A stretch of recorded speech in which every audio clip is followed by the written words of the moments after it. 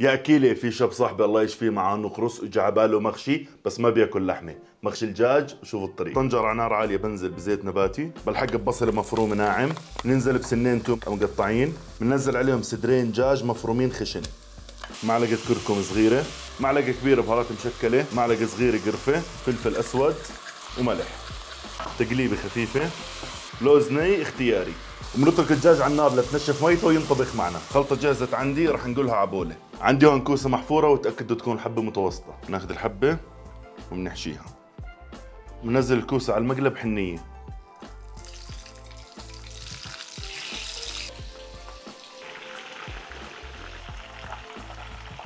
طنجرة على البارد، لتر شنينة، نص كيلو لبن رايب، بيضة، وعلى نار هادية بضلني أحرك ليتسبك معي اللبن. لبن بلش يغلي عندي، بنزل فلفل أسود وملح، تحريكة خفيفة، بسقط الكوسة باللبن بحنية، بتركها على نار هادية لتغلي تقريبا من 10 دقائق وتستوي معنا. اسمع لي هالصوت. وهيك وصفتنا بتكون جاهزة، جربوها وبس والله.